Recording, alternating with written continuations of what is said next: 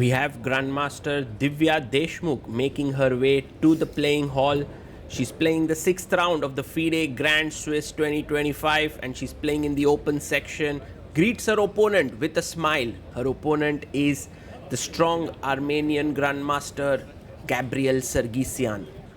Divya started off with a loss against Abhimanyu Puranik, then drew 2 of her games against Donchenko and Karthikeyan Murli, won against Bassem Amin, but yesterday, the previous round, she lost to Shamshidin Wakhidov. So she is right now on 2 points out of 5 and will be looking to give her best in this round. Already has done wonders by participating in the open section. So extremely proud of her achievement here and her decision. A handshake and off we go. Sargissian has been part of the gold medal winning Armenian team at the Olympiad. When Levon Aronian was representing Armenia, he was a solid board number 2 and also an opening expert. Very good at openings. So let's see what new idea he brings onto the table. He goes for the Ratti system against Divya. And many times these days when you look at players playing the Ratti, you see that they want to play something which is slow, at the same time has many options. There's not one forced line which is taking them into one certain position in the opening. Now Divya pushes her pawn to c5, gaining space in the center. Gabriel castles here, and now knight comes out to c6. You can see that this is like a reversed King's Indian right now. And white has many ways to play. D3 is like the King's Indian setup, but he goes for d4, which is now the reversed Grunfeld. And Grunfeld is supposed to be a good opening with black. So with an extra tempo, it definitely should be okay for white. But whether it's good enough for an advantage is the question. Knight takes d4. And now e5 is the very direct and ambitious way to play. This is how Divya likes to play.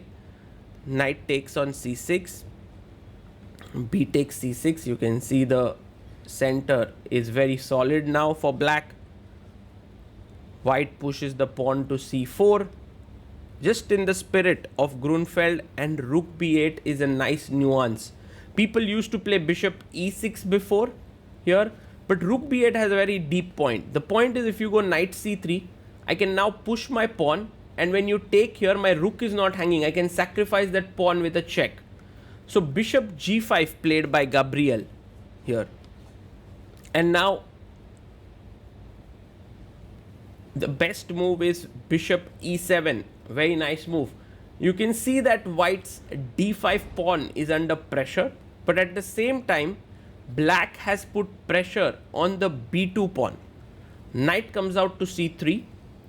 And now you can push potentially the pawn to d4, but castles is a great move here.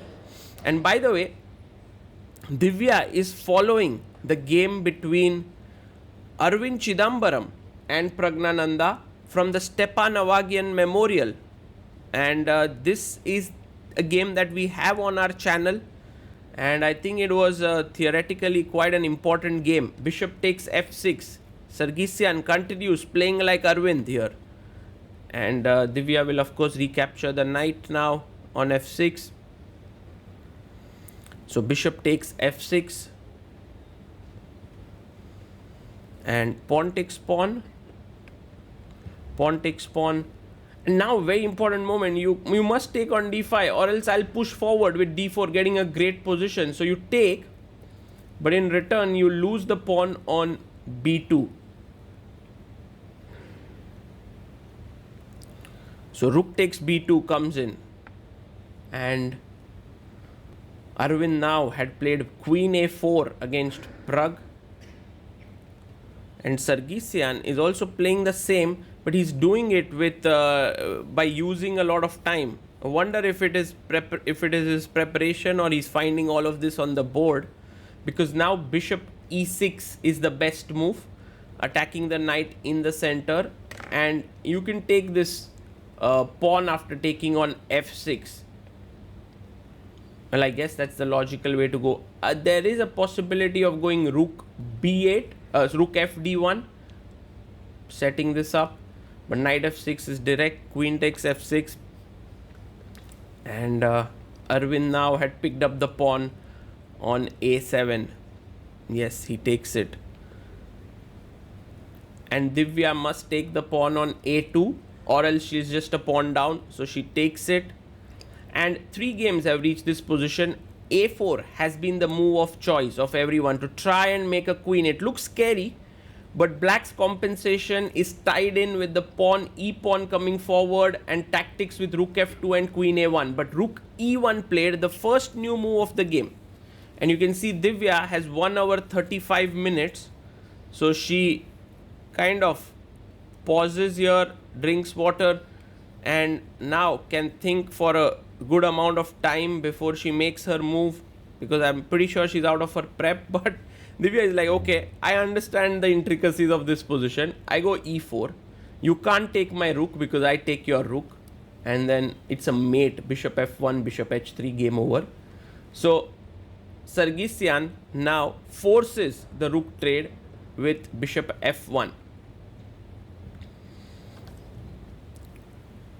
And Divya now has to perhaps take this. Yes, rook takes.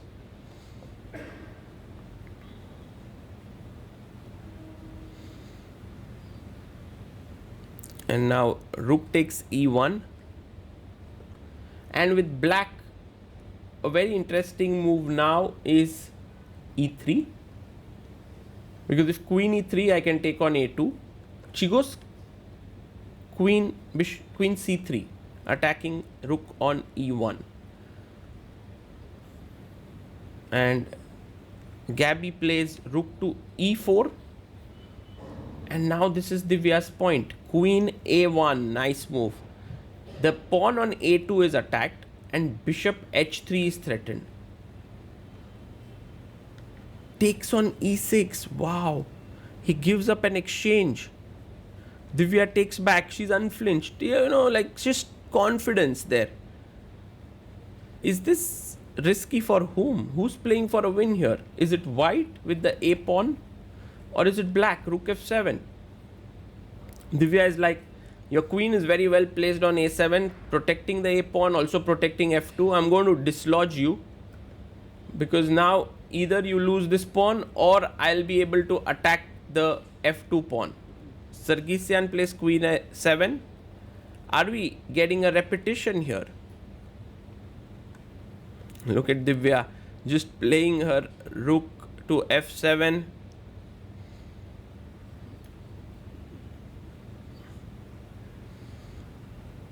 Queen to b6 played. And now a very good move here is queen takes a4. Yes, just chopping off the pawn. And queen takes e6.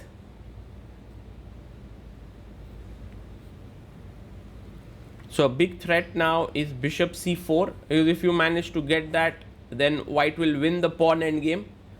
And the game is over. But queen d7, I love this move. Divya, of course, is ready to question her opponent's ideas. And if you take here, then black is completely fine. So bishop c4 played. And now there's only one way to finish this. Queen d1 check. Very important move. King g2 and queen f3 check. If king f1, you give a check. If king h3, you give a check from h5. And that's how the perpetual check sets in.